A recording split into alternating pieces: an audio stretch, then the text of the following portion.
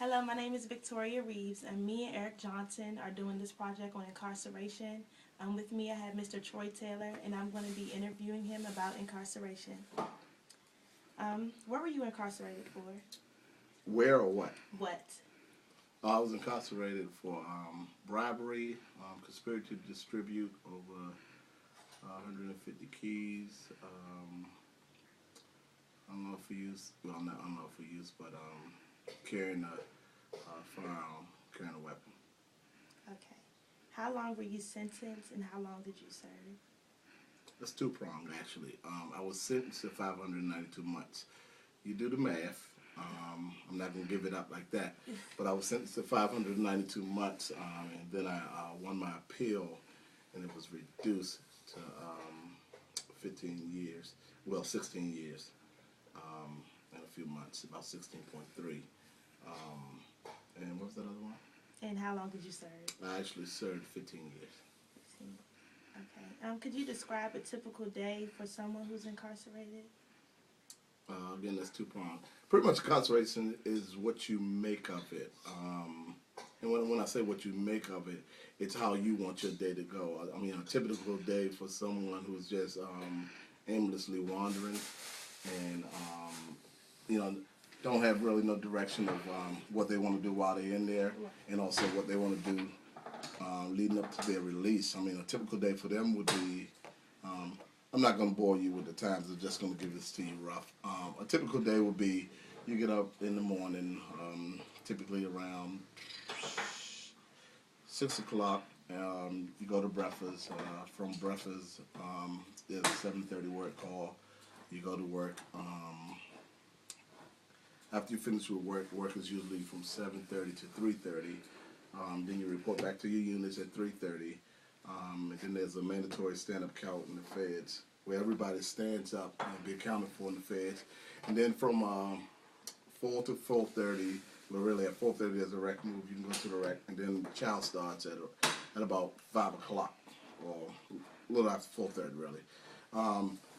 And you go to child. If you miss it, you miss it. And then about from 5:30 to 6 is, well, 5 to 6 is child usually is over by 6. Everybody usually is fed. It's like a rush. Everybody go eat real quick. But from 6 to approximately, I would say about 8:30, you typically do whatever you want to do. Meaning your movements are confined. You can go to the religious area, you can go to the rec area, or you can stay in the units. That's pretty much the 3 places. Religious department, and then religious department had classrooms for if you was taking any classes or ACE continuation classes, ACE continuation classes. If you were taking any classes, you can go take your classes. If you were taking college courses, you usually can take your college courses. If you were doing religious services, you practice your religious service, or if you want to do the rec, you pretty much go do your rec. And then the day ends from all those activities, approximately around 9:30. You go back to your unit. You be counted. Stand up count again. Well, I take that back. It's not a stand up count. But you go back to your unit. You be counted, and then they let you out in the units for about an hour and a half. And in that hour and a half, 2 hours, you can play chess, read a book, look at TV, take a shower. And then it's locked down again. The whole jail is locked down again at about 11:45 until the next morning, 6 o'clock. Okay. And I heard you say jobs. What type of jobs do you have, and what's the pay? Well, there's plenty of jobs. It's really a world inside of a world, because it's jobs just like jobs on the outside. You got your clerks, you got your landscapers, you got your barbers.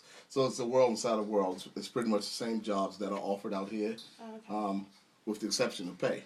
Now, there's something called a premium job. You can work in Unicor, where you pretty much receive premium pay. Premium pay is about 50 cents an hour. That's premium pay. Or you can work the other jobs, barber, kitchen, clerical work, and that's pretty much probably about 5 cents an hour. What was your job? Premium. Okay. What type of health care did you receive while you were there? Healthcare is strange. It's like none really. It's poor. It's really poor. They patchwork. Don't go there with a serious injury. You'll pretty much be patchworked. You'll be worked on and just sent back out. It's horrible. In order to go to even see the physical administrator, you have to get up very, very early in the morning and go to sick call, something that's called sick call, which means you get up early in the morning when they open the doors around 6 o'clock. You go stand in line. You sign a list to be seen later on during the day. And then they deem what's wrong with you and pretty much send you back to work. That's pretty much how it went. Nobody was missing work. Nobody's going back to the unit and laying the bunk. All right, we're going to give you some Motrin and send you. Pretty much Motrin was the healing drug. Okay. Can you discuss gangs and violence? Gangs.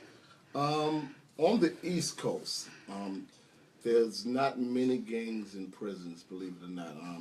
You do have your gangs, but the gangs are more so on the West Coast.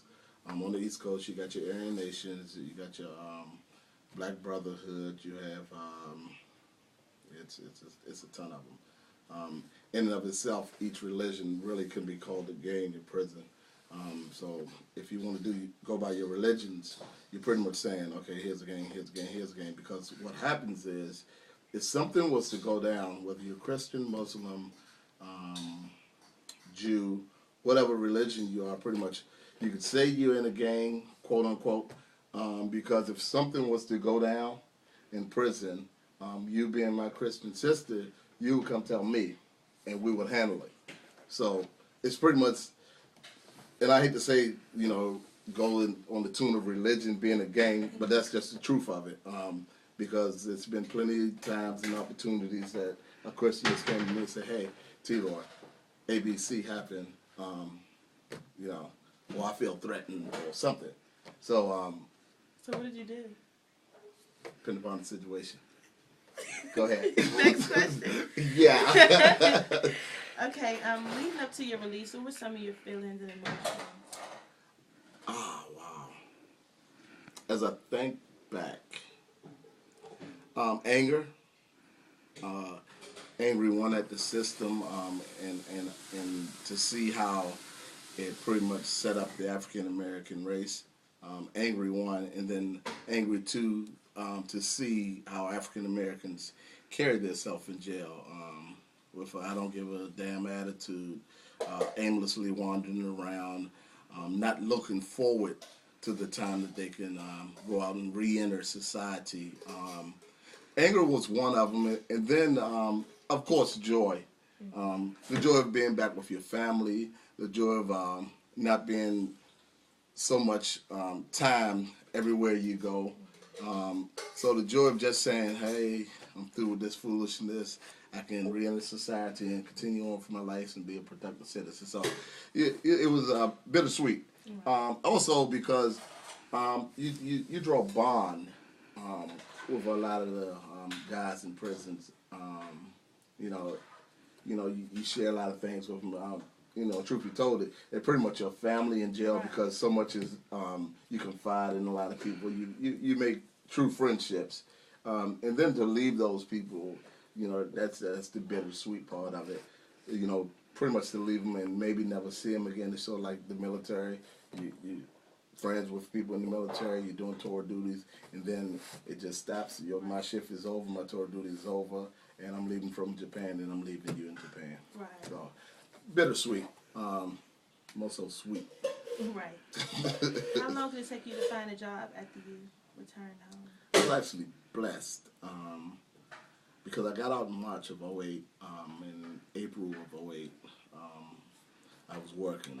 So less than 30 days from the time of my release, I found a job. Now, it's not always like that. Right. For those who re-enter society, it's a struggle for a lot of them. And again, that goes to your preparation of what you've been doing while you were in there. Do you think the system sets it up where they can help people who are recently released to find a job? they try at a minimum